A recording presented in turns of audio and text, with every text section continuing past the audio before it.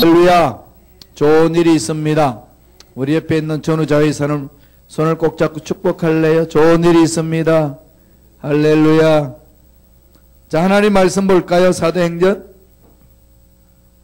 앞에 오니까 좋네. 복이 있을지어다. 앞자리에 금자리라니까.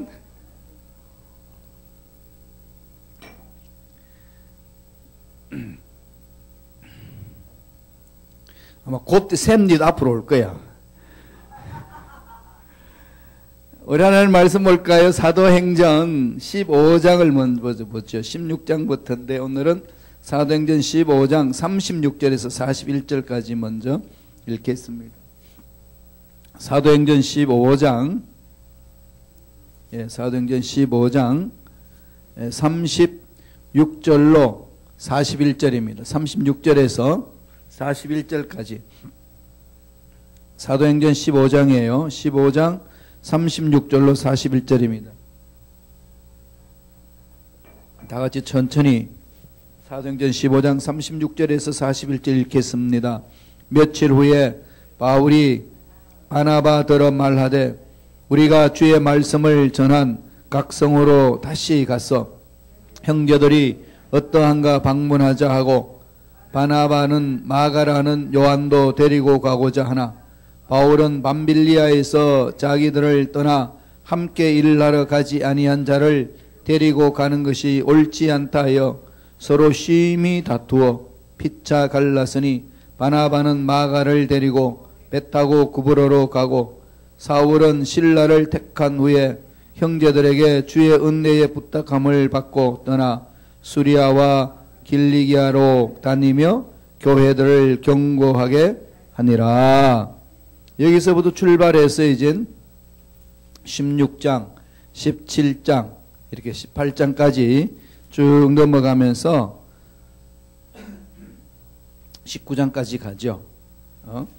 이게 이제 2차 전도 여행입니다. 사도 바울이 2차 전도 여행.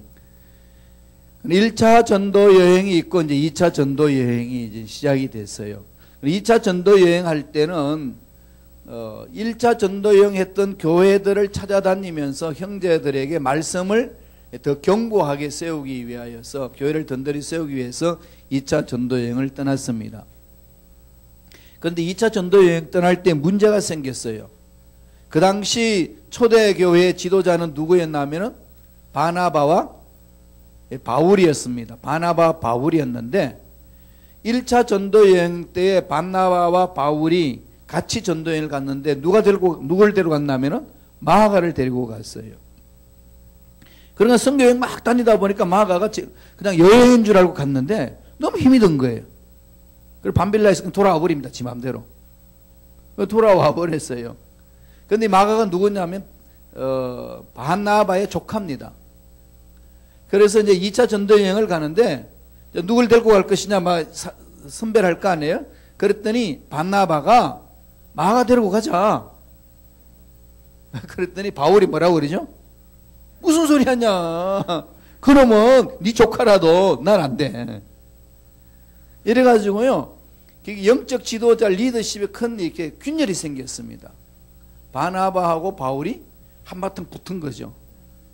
싸움은 언제나 있어요. 이걸 또 본받아서 우리 싸우자 그러면 안 되지만 항상 그런 게 있어요. 교회 공동체는 나중에 이게 싸우고 나서나 갈라집니다. 그리고 나중에 보면 다 이렇게 화해가 돼요. 그러니까 교회 공동체는 이런 일이 있지만은 궁극적으로 이제 화해하면서 하나님 일을 해 나가야 하는 거죠. 그래서 바나바는 마가를 데리고 자기 조카 데리고 이 쿠프로 섬으로 이제 가고, 바울은 신라가 나오죠. 신라를 데리고 이젠 전도 여행을 갑니다. 그래서 나중에 쭉 읽어보면은 마가도 나중에 데리고 오라 이러면서 마가에 대한 섭섭한 마음들 다 해소하고, 다음에 바나바와의 관계도 풀어나가는 것, 이런 것을 이제 보여줍니다. 오늘은 2차 전도 여행 때 일어났던 거예요. 여러분 그 1페이지의 강의 안에 그 도표를 한번 보세요. 2차 전도 여행 시에 큰 기적을 체험한 곳인데 그게 어딘가 하면은 빌립보입니다. 빌립보. 빌립보가 어디 있을까요? 막 찾아봐요. 여기 있죠? 어디에 있죠? 유럽 관문 마게도니아, 마체도니아라고 그러잖아요. 지금은 마게도니아의 그 밑에 관문이 있지요. 네아폴리 위에 빌립보, 예.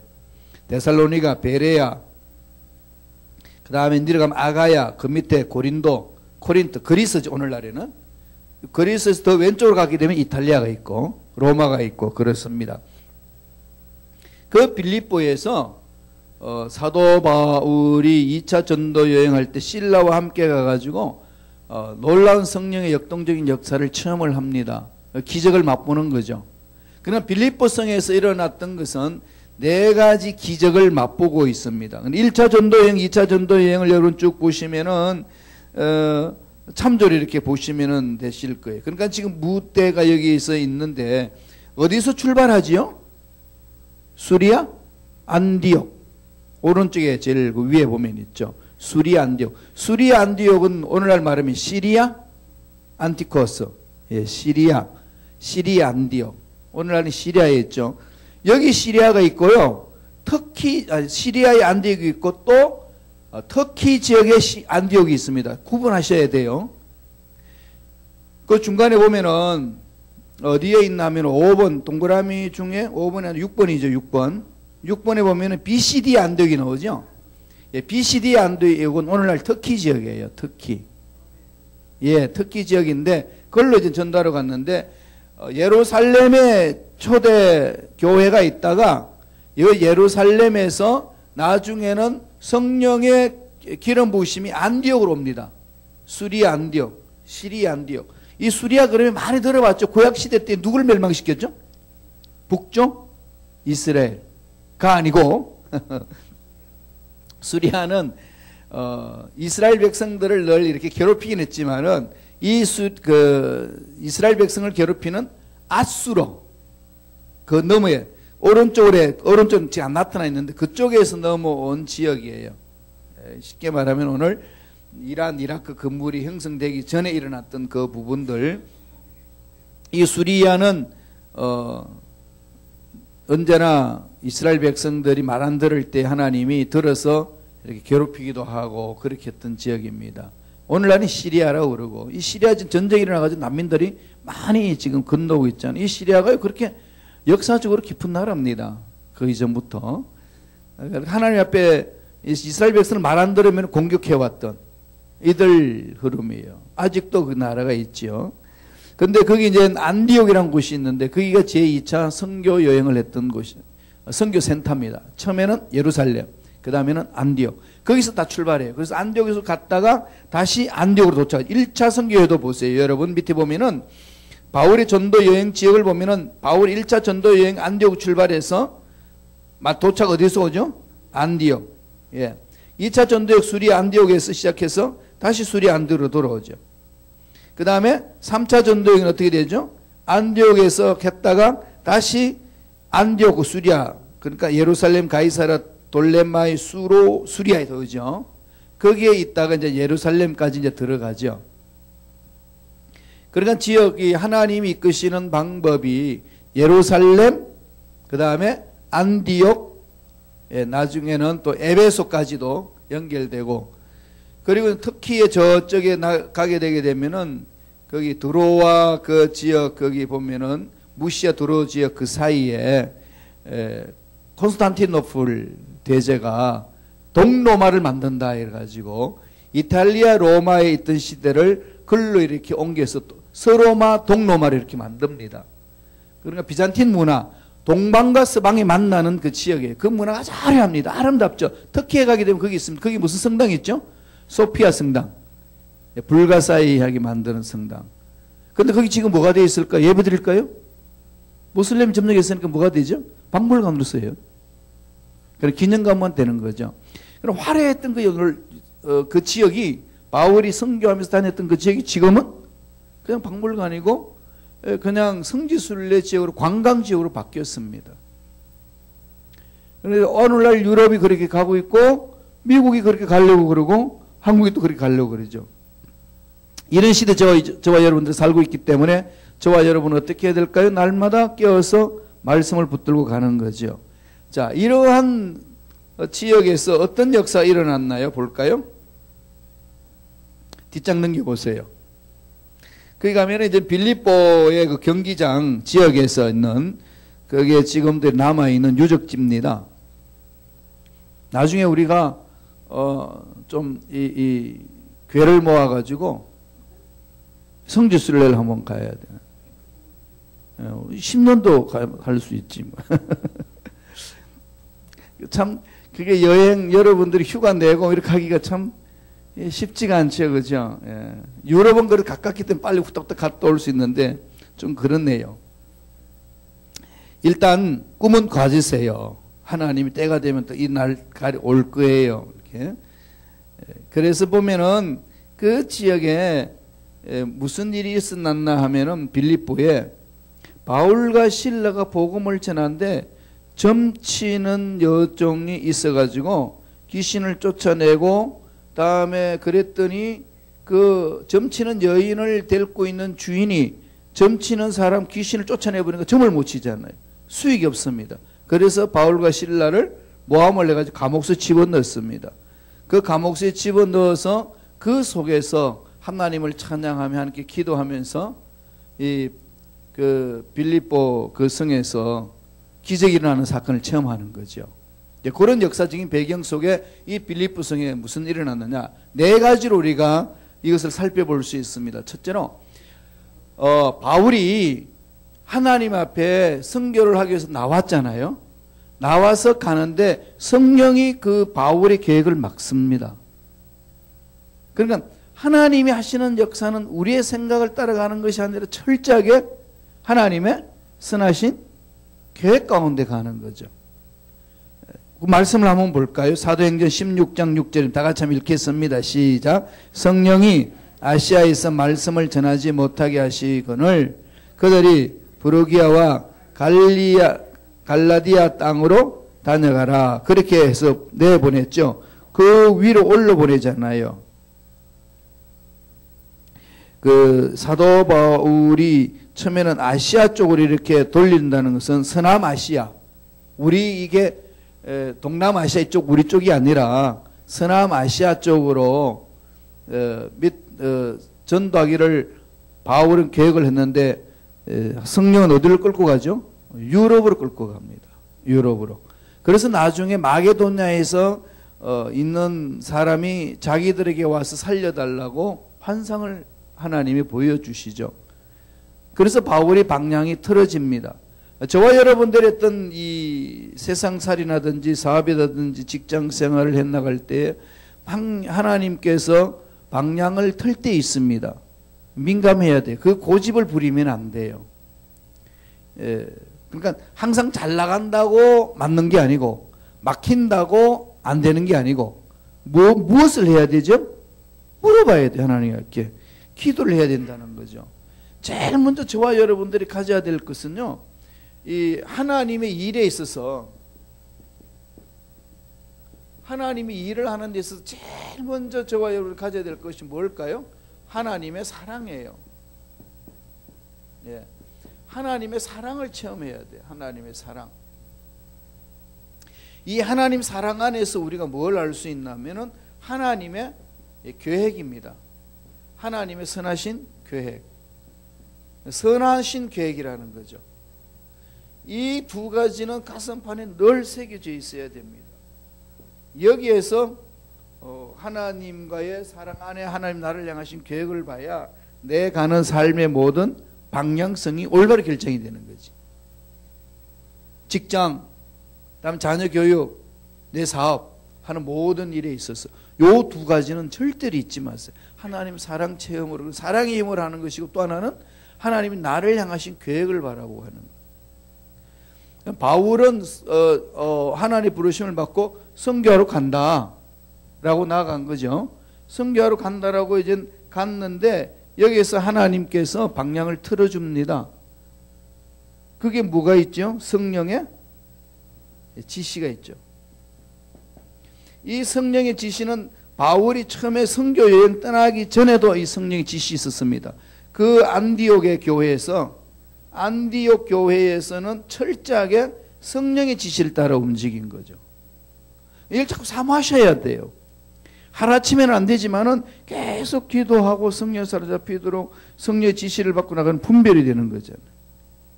그러니까 신앙의 성숙함은 나 스스로 일어서서 그러니까 하나님의 말씀을 붙들고 기도하면서 하나님 성령의 음성을 듣는 위치까지 올라가야 되는 거죠.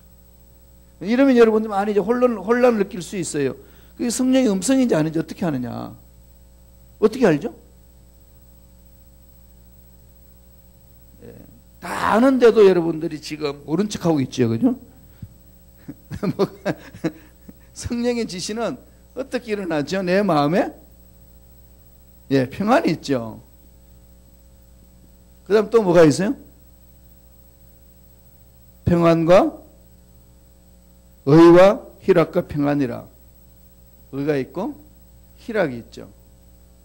샬롬이 있고 저스티스가 있고 하나님의 의가 있고 희락, 조이, 기쁨이 있어요. 그러나 성령의 음성은요 늘 이것으로 우리 마음을 사로잡습니다. 불안하지가 않아요. 그런데 지금 바울이 가려고 하는 길에 자꾸 불안해. 그럼 물어보는 거죠. 여러분들도 어떤 사업을 해나가고 뭐가 할거 불안하고 끓김이 있으면 기도해야 돼. 무릎을 꿇고. 그러면은 막혀도 뚫립니다. 왜? 하나님이 쓰시려고 그런 마음을 주시니까. 하나님이 쓰시면 뚫어주잖아요. 뚫어서 쓰잖아요. 돈이 없으면 돈을 줘서 쓰시고, 건강이 없으면 건강을 회복시켜 쓰시고. 그게 하나님의 음성이냐 아니냐는 것은요, 평안이에요. 그래서 이 부분을 읽어보라고 그랬잖아요. 로마서 14장 17절. 그죠? 로마서 14장 17절 여러분 확인하고 가셔야 되죠.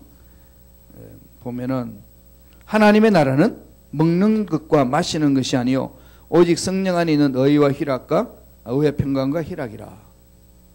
의와 평강과 희락이라. 늘 이걸 가지고 이렇게 자꾸 확인해 봐야 돼. 실험해 봐야 돼요. 막 문제가 있어. 너무 괴로워. 갈 길을 몰라. 그럼 너무 두렵잖아요. 그죠? 나는 힘도 없고 돈도 없고 연줄도 없어. 그럼 못한다고 주저앉아. 그때 어떻게 해야 되죠? 그때 살아계신 하나님을 놔뒀다 뭐하에 쓰려고. 좀 불경건한 말이지만은 그럼요. 전능하신 하나님 뒀다 어디 쓰시려고. 내 어려운 상황에 나 절망을 느낄 때는 하나님을 늘 넣고 계산해야 되는 거죠. 이걸 훈련해야 돼요. 저절로는 안 됩니다.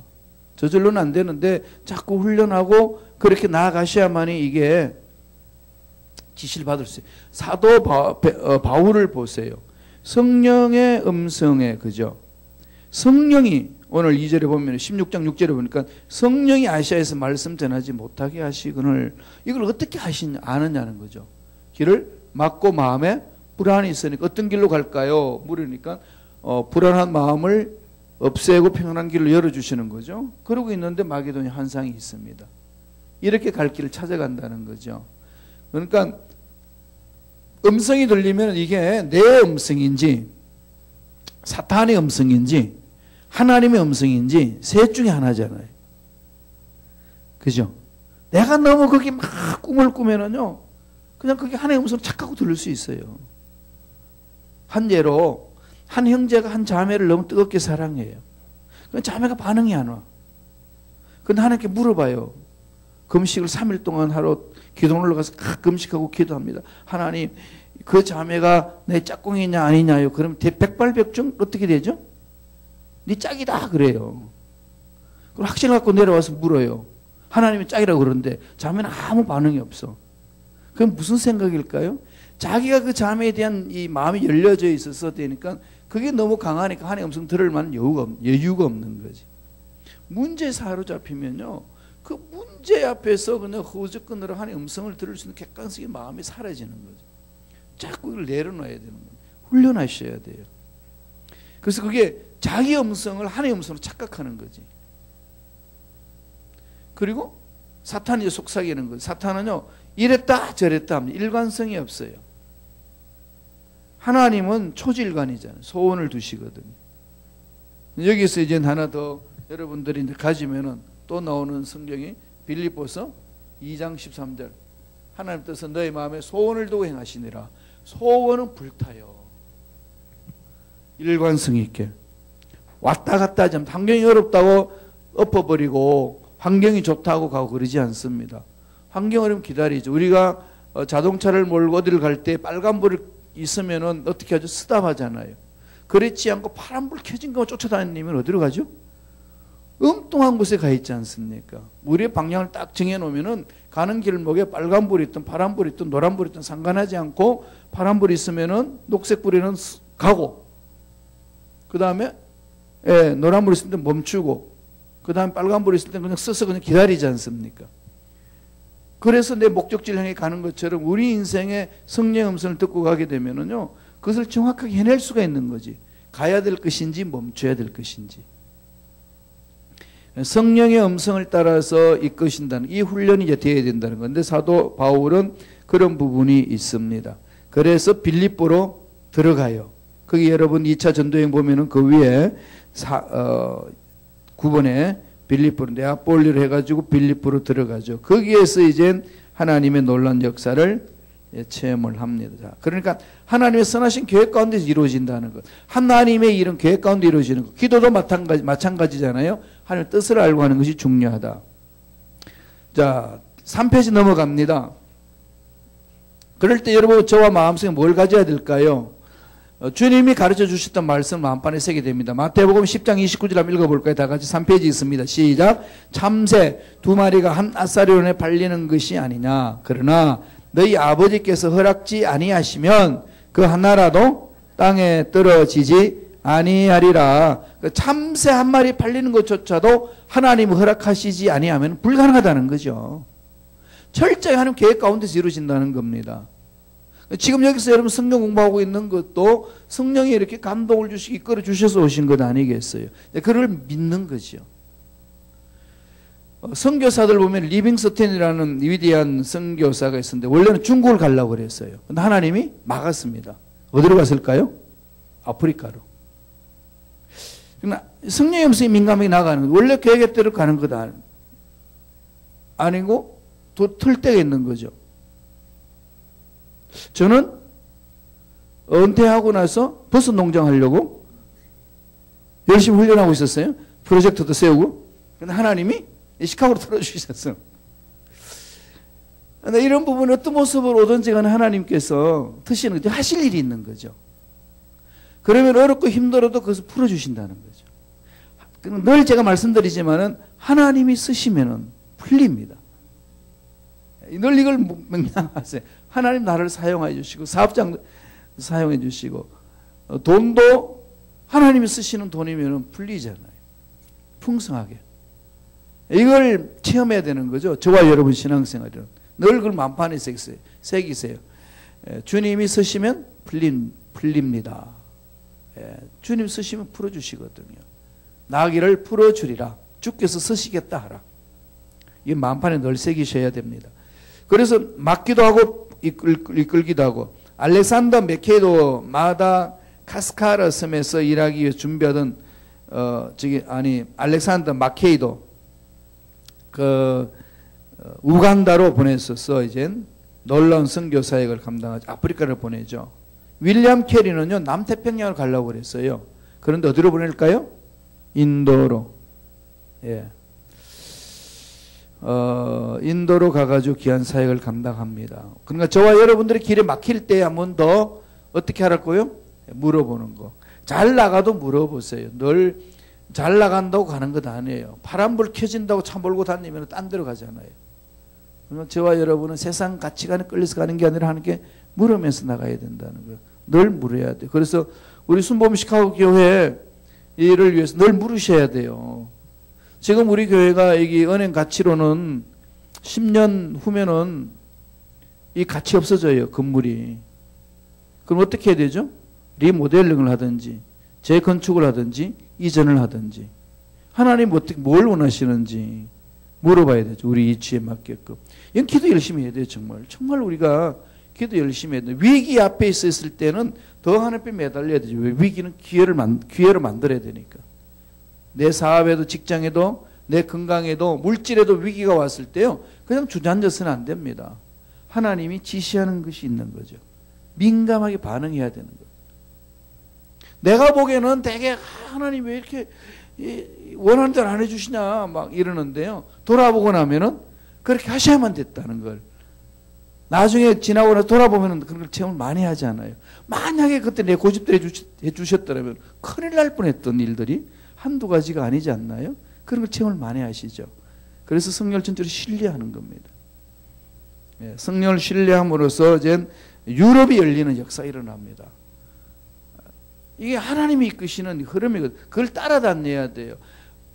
출애굽할 때에 불기둥과 구름기둥을 인도했습니다. 사람들이 조정했나요? 하나님이 이끄셨죠. 불기둥 보내주고 구름기둥 보내주고 가지고 움직이는 대로 따라갔습니다. 앞서 나가도 안 되고 뒤떨어져도 안 되죠. 앞서 나가면 얼어 죽고 더워가지고 지쳐서 죽고, 뒤떨어져도 추워서 죽고, 밤은 겨울처럼 추우니까 안 됩니다. 그러니까 불기둥이 움직이면 잠자다도 일어나가지고 일사불란하게 가야 되는 것이 이스라엘 백성들의 삶이었습니다. 40년간 그렇게 했어요. 그들은. 오늘날은 성령이 그렇게 우리에게 그 불기둥과 구름기둥을 인도하시는 거죠. 민감해야 돼. 마귀는 어떻게 하든지 민감하지 못하게 만들어요. 이 부분을 민감하지 못하게 만드는. 바울이 민감하지 못했다면 아시아로 갔지 않겠어요? 그러면 성령의 역동적에서 안 일어나는 거지. 예, 그러니까 성령이 인도하는 대로 따라가야 된다는 거예요. 이사야 선지자가 하나님의 생각에 대해서 이렇게 말합니다. 우리 3페이지에 이사야 55장 8절 9절 우리 한 목소리 읽어볼까요? 시작. 야훼의 말씀에 내 생각은 너희 생각과 다르며 내 길은 너희 길과 달라서 하늘이 땅보다 높은 같이 내 길은 너희 길보다 높으며 내 생각은 너희 생각보다 높으니라. 자꾸 이 말씀을 외우셔야 돼요. 그죠? 외우고 묵상하고.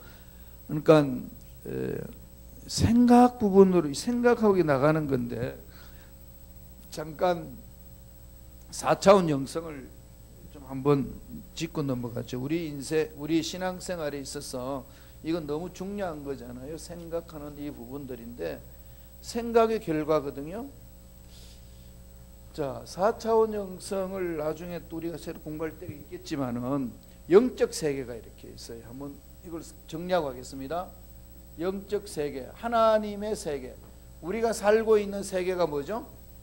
피조물 세계. 그래서 이걸 인위적으로 사람들이 이해하기 쉽기 위해서 이 점이 연결되어 있는 것을 1차원, 점이 연결되면 뭐죠? 선이죠. 면이 되어 있는 것을 2차원, 그 다음에 육면체로 되어 있는 것을 3차원, 1차원, 2차원, 3차원. 우리가 눈으로 볼 수 있는 것이 그죠? 선, 면, 부피. 그러나 이게 우리 살고 있는 시대 공간이잖아요. 이걸 3차원으로 물리학적으로 얘기할 때 3차원이고, 그리고 이것을 뛰어넘는 차원을, 영적인 세계를 4차원 이렇게 표현을 했습니다. 차원적으로 이야기하게 되면은. 그런 피조물 세계는 3차원 세계죠. 영적 세계는 무슨 세계죠? 4차원 세계. 눈에 안 보이니까 하나님의 세계잖아요. 하나님의 세계, 영적인. 하나님은, 이 4차원에 계신 하나님은 3차원에 있는 피조물 우리에게 뭘 주시길 원하죠? 행복. 행복하기를 원하잖아요. 그러면 어떻게 하면 행복하냐 이거죠. 행복한 삶을 어떻게 행복한 삶을 사느냐는 거죠. 그러니까 하나님의 생각, 하나님의 계획, 하나님의 뜻을 여기서 받아들여야 되는 거죠. 이 세상에 행복을 하려면은 이 매개체가 필요하다는 겁니다. 매개체. 그게 뭐냐? 생각이라는 거죠. 하나님의 생각을 품어야 된다는 거죠. 하나님이 주시는 꿈을 가지라는 거죠. 하나님이 주시는 믿음을 선포하는 거죠. 그러면은 생각과 꿈과 말을, 행복을 어디로 가죠? 말로 표현하는 거죠. 예, 생각, 꿈, 믿음, 내 말. 그럼 이게 어디서 올까요? 예, 성령과 말씀과 뭐죠? 십자가. 은혜죠? 십자가의 신비. 이걸 뭘 통해서 하죠? 기도를 통해서. 이렇게 연결되는 거죠. 그러니까 4차원의 영적인 놀라운 복을 우리 일상 3차원에 적용하려면은 하나님의 생각을 가지는데 하나님의 생각이거든요. 말씀이 있잖아요. 하나님의 생각은 말씀에 기록되어 있습니다. 내 생각은 너희 생각과 다르다. 그러니까 내가 행복을 얻으려면은 하나님의 생각에 맞춰야 되는 거지. 그게 말씀이죠. 하나님이 주신 꿈을 가져야지. 하나님이 주시는 믿음을 가지면서 외적으로 표현되시는 말이잖아요. 말. 그래서 오순절 마가다락방이 제일 먼저 찾아온 것이 뭐죠? 방언으로 오신 겁니다. 말을 받고. 이 통로, 하나님의 영적 세계를 우리가 사용하고 있는 구조 속에서 내적인 것과 외적인 것의 매개체를 통해서 우리 삶의 행복을 만들어낸다는 거죠. 그러니까 하나님이 주신 것을 생각하고 꿈꾸고 믿고 말하면서 행복을 만들어가는 거예요. 사업도 마찬가지입니다. 그냥 사업이 잘 될 것이다 막이는 생각만 하지 말라는 거죠. 하나님이 이 사업을 위해서 하나님 뭘 하기를 원하시는지 하나님의 생각을 묻고 그 생각을 날마다 입술로 선포하는 거죠. 한 예로 들으면 주께서 쓰시면 됩니다. 이렇게 입술로 선포할 때 주께서 쓰시면 풀어지는 거죠. 이 행복하지 못하던 모든 요소들을 묶어놓은 걸 풀어버리시지 않습니까? 그게 어디서 온다고요? 말씀과 성령과 말씀과 십자가 안에서 믿음으로 함으로써 기도하면서 이 하나님이 주시는 말씀을 하나님의 생각을 내 생각으로 하나님 주신 꿈을 내 꿈으로 하나님이 주신 그 은혜를 약속의 말씀을 믿음으로 받아들여서 말로 선포해 나가는 거죠. 이럴 때 내 삶이 행복이다. 이 매개체를 잘 이걸 잘 활용해야 되는 거죠. 그래서 기도해야 되고요. 그래서 하나님 생각해야 되고 하나님이 주시는 꿈을 품어야 되고 하나님이 원하시는 말을 해야 됩니다. 이 매개체 이게 바로 이제 4차원 영적 세계에 대한 걸 이야기합니다. 자, 이사야 55장 돌아왔어요. 보세요. 야훼의 말씀에 내 생각은 너희 생각과 다르다. 그러면 어떻게 해야 되죠? 하나님 생각에 맞춰야지. 사업에 대해서, 내 인생에 대해서. 하나님이 쓰실 생각이 이렇게 있는데 하나님이 쓰실 생각이 유럽으로 끌고 가려고 그러는데 아시아로 가겠다 고집하면은 힘든 거죠. 막히고 얻어터지고 고통스러운 겁니다. 물어봐야 되죠. 근데 길이 잘 뚫려도요. 잘 풀어나가도 뭔가 불안할 때가 있습니다. 왜 불안한지를 찾아야 돼요. 하나님 기도하면서. 하나님이 그 답을 주시거든요. 실질 생활 속에 이것을 적용하는 거죠. 실험을 해보면서. 그러니까 하나의 음성인지 아닌지는 내가 약속의 말씀이 마음판에 떠올리면 실천하는 거죠. 실험을 해보는 겁니다. 그래서 저와 여러분은 하나님의 말씀이 내 삶 속에 실현되도록 만드는 게, 실험해보는 게 우리 신앙생활이에요. 전능하시다고 그랬으면 전능하심을 내 삶 속에 적용하는 거죠. 처음 돼야 돼요. 이게 우리 신앙생활에 역동적인 힘을 갖는다는 거죠. 2018년에는 하나님의 성경 속 기록된 그 하나님, 내 삶 속의 사업장에, 직장에, 가정에 그대로 적용되기를 원합니다. 막 말씀을 보여잡고 선포하면서 가는 거죠. 그래서 하나님 내 생각을 붙들어 달라고. 하나님 내 마음을 붙들어 달라고. 하나님 꿈을 붙들어 달라고. 늘 물어보면서 선포하면서 가라는 겁니다. 자, 로마서 11장 33절 읽어보겠습니다. 깊도다 하나님의 지혜와 지식에 부요하며 그의 판단은 청량치 못할 것이며 그의 길은 찾지 못할 것이로다. 그죠? 이거 어떻게 찾지요? 성령이 지시를 받아요. 성령이 충만을 받으시면은 이 성령이 나를 내 삶 속에 체험되어 주게 하신다는 것. 그러니까 하나님의 지혜와 지식이 부여합니다. 그러니까 우리 문제 답을 알고 계시는 거죠. 우리 교회 문제 답을 알고 계셔요. 그러니까 그 하나님이 답을 알고 계신데 그 하나님의 음성에 집중해야 되는 거 아니겠어요? 그럼 그 답을 갖고 우리는 지시를 받고 가는 거죠. 늘 그 훈련. 그래야 됩니다. 그래야 우리 삶이 하나님이 기뻐하시는 삶으로 이렇게 맞춰서 갈 수 있어요. 나는 열심히 살았다고 그랬는데 하나님이 노 하면 노잖아요. 독일에 보면은 음대생들이 참 많아요. 독일에는 이제 성가대 꾸미면은 그 성가대에 그냥 피아노 전공하는 사람이 대여섯 명씩 있고, 성악가들이 다 이렇게 소프라노, 테너 뭐 이런 사람들이 있어가지고 그냥 다 잡아줘요. 그래서 지휘자가 이렇게 졸업하고 한국 간다 그러면 다음 지휘자 누구야? 순서가 기다리고 있고, 반주자가 졸업하고 한국 간다 그러면 반주자 구함이라고 신문 광고 안 때려요. 다음에 누구 할래? 그러면 저요 순서를 정해줘야 돼.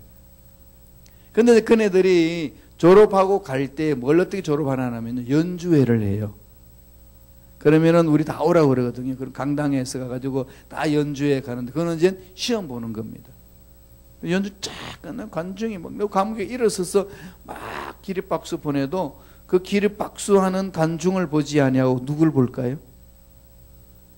저 2층 발코니에 앉아있는 한 사람을 봅니다. 누구요?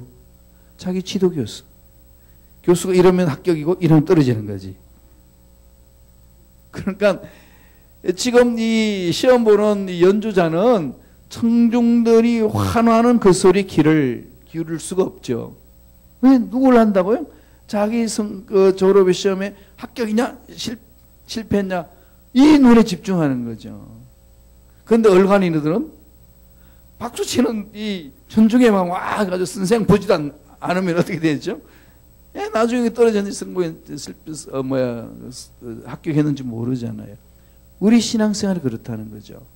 세상에서 박수도 있고 환영도 있고 칭찬도 있는데 휩쓸려 들면은 마지막 하나님 앞에 가가지고 너 뭐 하다 왔냐 그럼 답이 없는 거지. 그러려면 어떻게 되죠? 매 순간 하나님을 봐야 된다. 하나님의 음성을 들어야 된다. 늘 이 생각을 정리하세요. 이게. 이 생각을 늘 마음속에 있어야 됩니다. 하나님의 생각으로, 하나님 주시는 말로 가는 거죠. 바울이 이런 걸 잘 가르쳐 줍니다. 예, 그런 기적을 체험한 거죠. 방향을 트신 것에 예민하게 반응하시는 것. 두 번째, 4페이지 넘어갑니다. 두 번째 이제 사역을 하면서 뭐가 하죠? 영적인 전쟁을 치르죠. 예, 귀신들이 항복한 기적 사건입니다. 자, 사도행전 16장 16절 17절 다 같이 읽겠습니다. 시작. 우리가 기도하는 곳에 가다가 점치는 귀신 들린 여종 하나를 만나니 점으로 그 주인들에게 큰 이익을 주는 자라. 그가 바울과 우리를 따라와 소리 질러 이르되 이 사람들은 지극히 높은 하나님의 종으로서 구원의 길을 너희에게 전하는 자라 하며. 누가 그 말 한다고요? 귀신 들린 여인이. 안다고 구원받은 건 아니죠. 뭐 어떻게 구원받죠? 믿어야 되는 거죠. 믿음. 예. 아버지의 약속을 믿는 거죠. 죄를 회개하고 믿음입니다. 알매 단계에서 믿음의 단계로 넘어와야 돼요. 믿어야 됩니다. 귀신들도 떠들고 안다고 그러지 않습니까? 성경이 읽고서 이해는 하지만 그게 안 믿어지는 사람들이 있어요. 스님들이 성경 읽습니다. 우리가 불경 읽듯이 스님들도 성경을 읽거든요. 그런데 그들은 안 믿어요. 그냥 이렇게 성경에 무슨 기록이 되어 있는 것을 지식적으로 알 뿐이지. 제가 독일 마인츠에 있을 때 그게 이제 인도에서 철학 박사학위 받고 다음에 독일에 와가지고 다시 박사 하겠다고 하이데거 후설 그 현상학 공부하겠다고 온 여학생이 있었는데 복음을 전했어요. 그래서 그가 이제 가까운 교회에 갔습니다. 우리는 프랑크푸르트에 있었고 마인츠니까 떨어져서 모두 가까운 마인츠에 있는 교회를 갔는데 성경 읽어보라고 이렇게 건면했는데 읽더니 덥더라고요. 그러니까 모든 것이 철학적으로 이렇게 분석하면서 나가니까 이 계시된 말씀이 믿음으로 들어가지 않으니까 이해가 안 되는 거지. 그 박사 공부하는 그 똑똑한 애도 이해를 잘 못하더라고. 안 맞다는 거지. 영적 얻어져 있으면은 그게 안 들어옵니다. 알면 뭐해? 믿지 못하는데. 그래, 알매 단계에서 믿음의 단계로 가야 된다는 거죠. 자, 귀신들을 떠들고 있습니다. 그렇게 했을 때 사도 바울이 어떻게 했죠? 그 18절 중간에 보세요. 예수 그리스도 이름으로 내가 네게 명하노니 그에게서 나오라.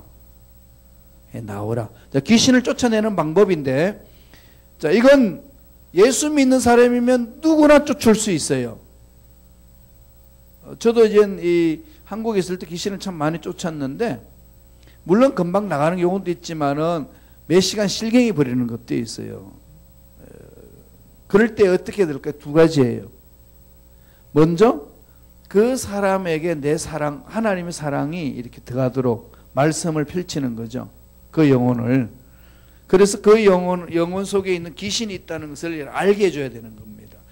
귀신의 정체가 드러나면 그냥 도망가요. 숨어 있거든요. 그럴 때, 그리고 나서 그 사랑으로 그를 품고 또 하나 뭐 할까요?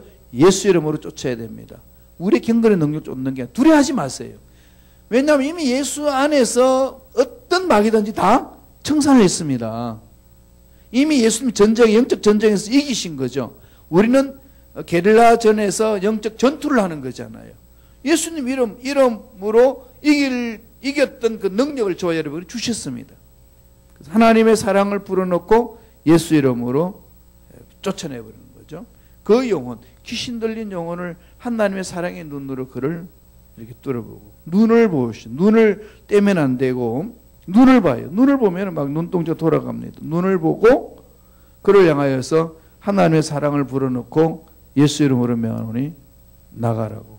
명하면은 그건 이 실경이 벌려서 어느 시간이 걸리는지는 모르지만은 계속 찬양하고 기도하고 말씀 불어넣고 이렇게 하면요 나가게 돼 있어요. 시간 싸움이긴 하지만은 그러니까 이건 저와 여러분 모두 할 수 있다는 그것.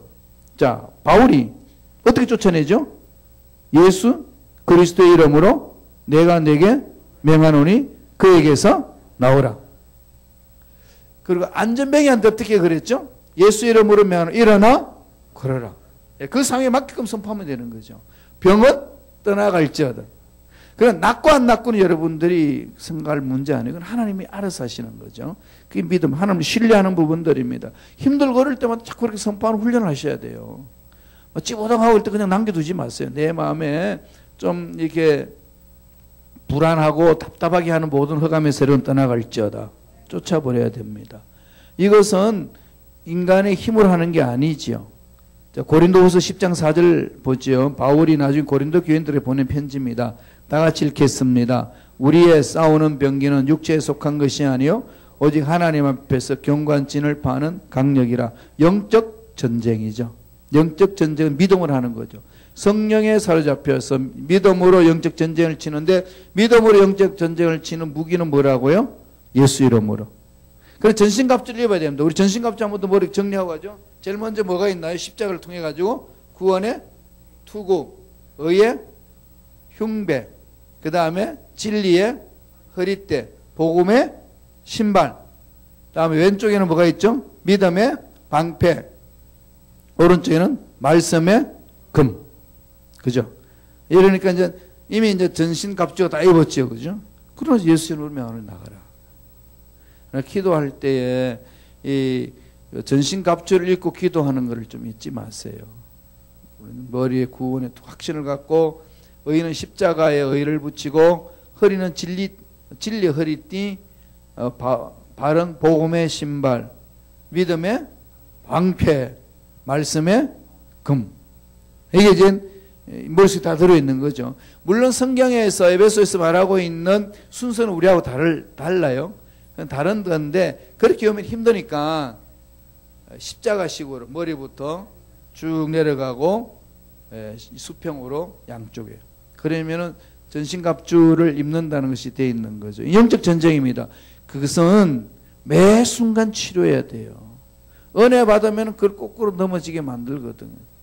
그래서 자꾸 마음을 상하게 하고 마음에 짜증이 나게 하고 어떤 환경이든지 어떤 사람의 말에 의해서 내 마음에 요동하도록 만드는 흑암의 세력을 자꾸 이렇게 대적해서 쫓아버리셔야 돼요. 예, 악한 영들은 늘 괴롭힌다는 건 그래야 승리를 맛보실 수가 있지 않습니까?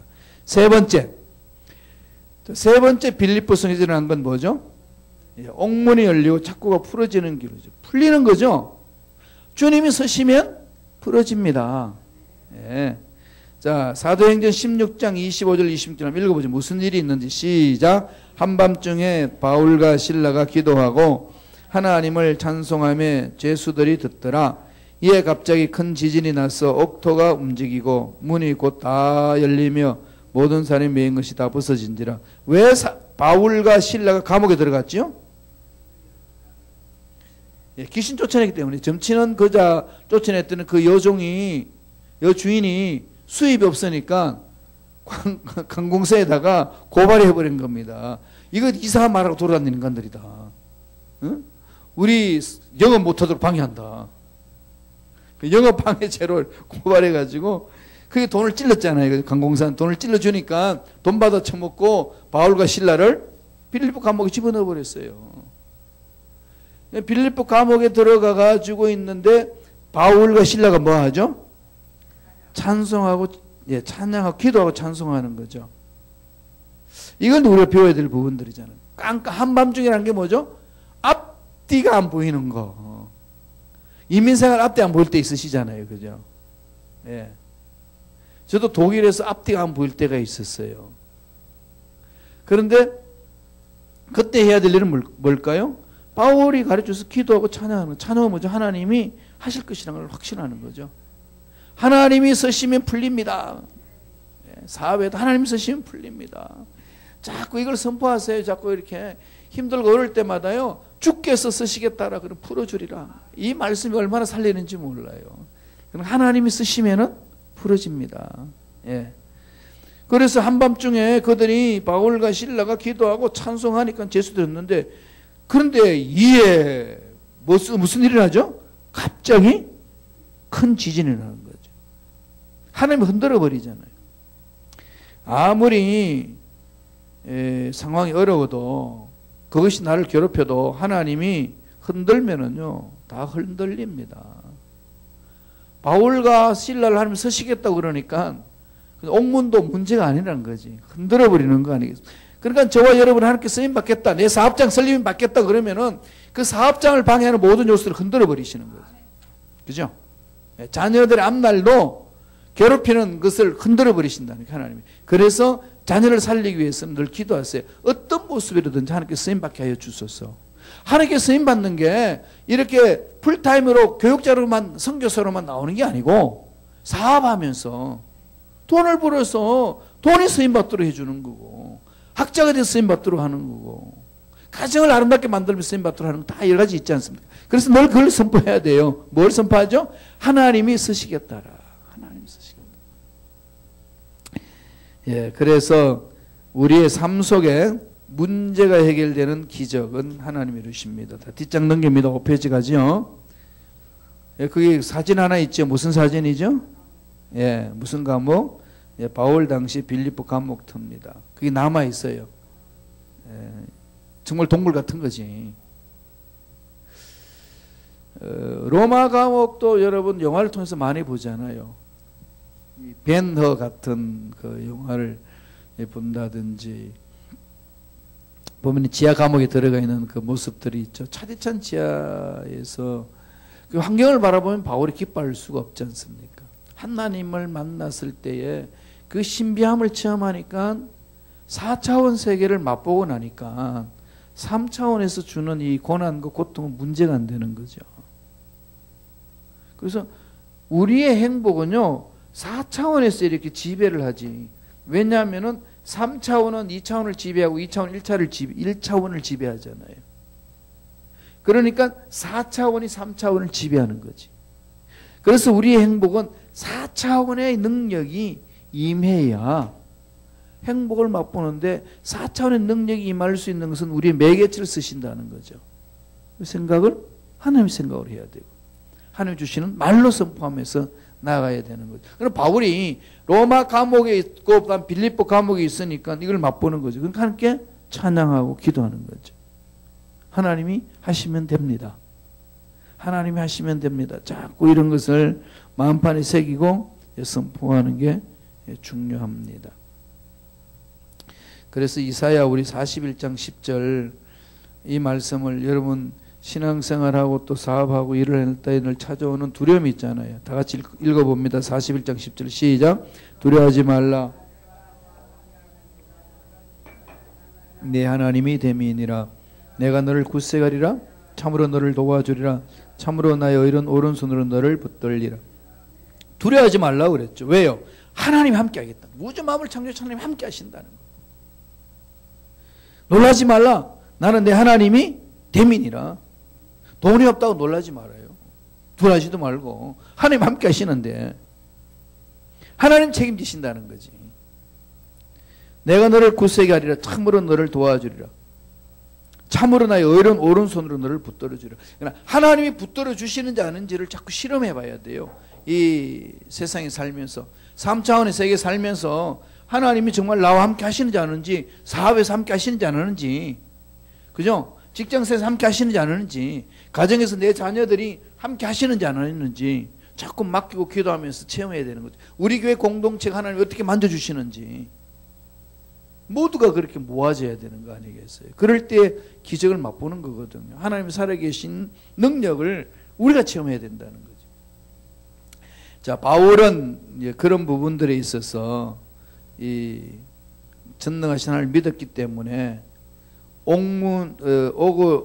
옥에 갇혀 있고 착고가 채여 있어도 꽉 채워놔도 두려워하지 않고 하나님께 매달립니다. 그리고 찬양하는 거죠. 위대하심을 찬양하는 거죠.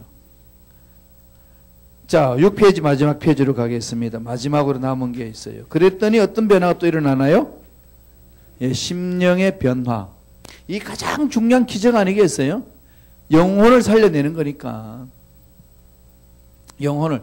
그래서 저와 여러분 주위에 친구든지 친척이든지 부모님이든지 이런 분들이 영적으로 깨어있지 못할 때 실망하지 말라는 것. 이 약속의 말씀을 붙들어야 돼요. 자, 옥문이 열리니까 옥문을 지키는 간수가 깜짝 놀라는 거죠. 이 죄수들 놓치면 자기는 죽는 거. 심판을 받아야 되니까 멸절당합니다. 그러니까 자결 하려고 그러니까 바울이 막죠. 그러면서 하는 얘기가 뭐 이야기를 하죠? 16장, 사도행전 16장 30절 31절 다 같이 읽어봅니다. 시작. 그들을 데리고 나아가 이르되 선생들이여 내가 어떻게 하여야 구원을 받으리? 중요한 질문을 하잖아요. 눈으로 목격하고 묻는 거죠. 어떻게 하여야 구원을 받으리까? 이미 영접하는 자세가 되어 있죠. 그때의 사도 바울이 설명한 선포가 있습니다. 31절. 이건 널 만판에 새겨야 돼요. 다 같이 읽습니다. 이르되 주 예수를 믿어라. 그리하면 너와 내 집이 구원을 받으리라 하고. 할렐루야. 약속의 말씀이에요. 예, 우리가 주 예수를 믿고 나가면은 너와 또 누구죠? 내 집이 구원을 얻으리라.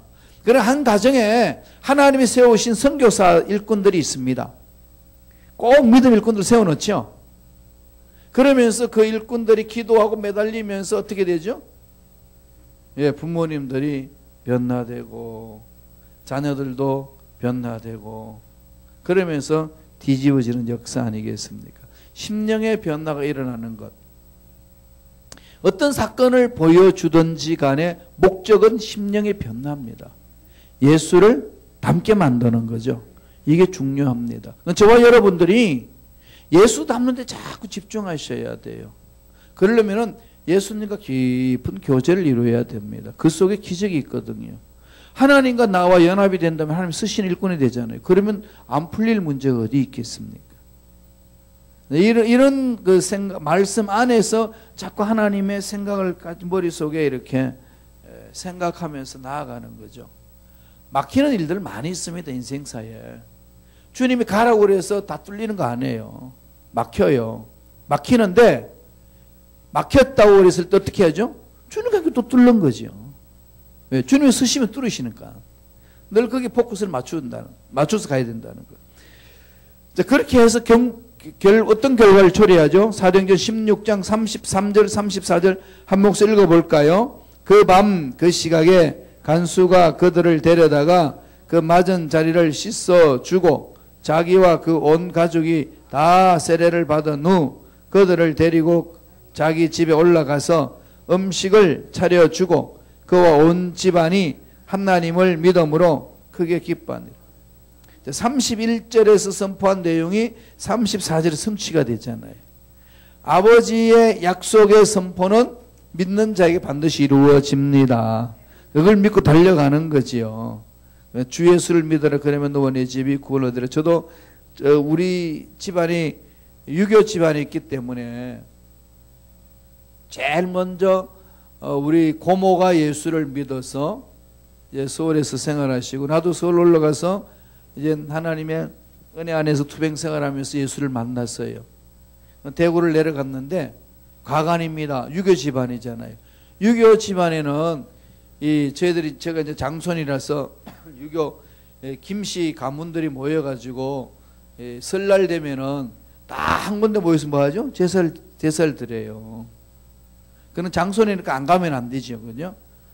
거기 쭉 가게 되면은 약 한 40명이 모여가지고 이렇게 쫙 서열대로 이렇게 이제 절을 합니다, 이렇게.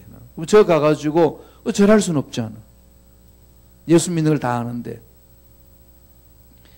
삼촌이 이제 그랬어요. 그분은 소천하셨는데 일찍이 그렇게 잘 믿는 분은 아니었는데 우리 가문에 목사도 하나 있어야지. 우리 가문에 목사단이 있어야지. 그런 말은 종종 했어요. 그럼 난 거기 가서 가지고 기도하는 겁니다. 절할 때. 그러니까 안학네들이 막 비웃어요. 저 김판호 보라고. 저 지금 뭐 하는지 스스 뭐 하는지 보라고. 그런데요. 그 사건을 하나님 다 지켜보시는 거지. 그래서 한 명씩 다 예수를 믿어요. 그래서 대구 순복음교회에 우리 아버지 어머니 가서 등록하고 신앙생활 하고 동생들 다 예수 믿고 이러면서 가정이 변화되는 역사를 하는 거예요. 한 명을 세우면 그 한 명이 하나님 올바로 쓸 때 하나님 역사를 이루어주신다는 거예요. 실망하지 말라는 거. 내가 기도했는데 그 일이 안 된다고 실망할 필요 없어요. 때가 되면 되니까. 왜 약속이 뭐라고 그랬습니까? 주 예수를 믿으라. 그러면 내 집이 구원을 얻으라. 이 약속을 붙드는 게 믿음이잖아요. 하고 안 하고는 하나님 하시는 거 둘이 믿는 거죠. 그죠? 때를 따라서 이루어진다는 거. 낙심할 필요가 없다는 거. 늘 우리의 인생은 이렇게 가야 됩니다. 이걸 체험하는 거죠. 그게 신앙생활이고 이 세상 3차원 세계에서 행복을 맛보는 겁니다. 이 부분들. 이게 2018년 1년 내내 저와 여러분들이 체험해야 될 부분입니다. 기적을 상식처럼 체험하는 한 해. 이렇게 기대만 해도 막 이렇게 상상이 되잖아요. 전 어떤 위기를 만나면은요, 처음에 좀 불안하지 않을 수 없잖아요. 두려움도 있고 불안, 어떻게 될까, 이거. 되게 나를 괴롭히네? 그러면 되게 힘들어요. 막 기도하고 말씀만, 약속 말씀 붙들면은요, 머릿속에 뭐가 그려지냐면은 이 위기 끝이 보이는 거죠. 그 끝에 예수님이 승리하신 모습을 보여주시는 거 아니겠어요? 그래, 이 위기의 끝이 무엇일까? 예수님과 함께 같이 가는 끝이 무엇일까? 예수님과 함께 같이 갔는데 그 끝이 실패한 적은 한 번도 없습니다. 이게 저와 여러분들이 체험하는 부분 아니겠습니까? 이게 대한 확신이죠. 주님과 함께 가는 끝에 주님이 승리하시는데 사업도, 직장도, 가정도, 자녀들 모든 것도 반드시 승리함이 있습니다. 오늘 바울이 그걸 보여주는 거죠. 주를 위해 선신하며 나아갔을 때 하나님 책임져 주신다는 것. 하나님이 쓰시면 풀린다는 것. 옥문도 열어주신 하나님. 저와 여러분 삶에도 2018년에는 주님의 쓰임을 받는 우리의 삶에 풀어지는 역사 일어날 줄로 믿습니다. 기도하겠습니다. 하나님, 우리도 2018년 한 해 동안은 이런 기적을 맛보기를 원합니다. 성령님 역사해 달라고. 성령께서 붙들어 주셔야만 되죠. 사업도 하나님께 쓰임 받기를 원하고, 직장생활도 하나님께 쓰임 받기를 원하고, 내 물질도 하나님께 쓰임 받기를 원합니다. 하나님, 우리 교회도 귀하게 쓰임 받기를 원합니다. 성령님 역사해 달라고. 하나님 앞에 우리 다 같이 주여 삼창하시고 통성으로 간절히 한번 기도하겠습니다. 주여, 주여, 주여. 할렐루야. 하나님 아버지 감사와 찬양을 드립니다. 나의 사랑이 많으신 하나님의 도와주시고 지켜주시고 긍휼하게 해주시고 인도하여 주옵소서. 감사와 찬양을 드립니다.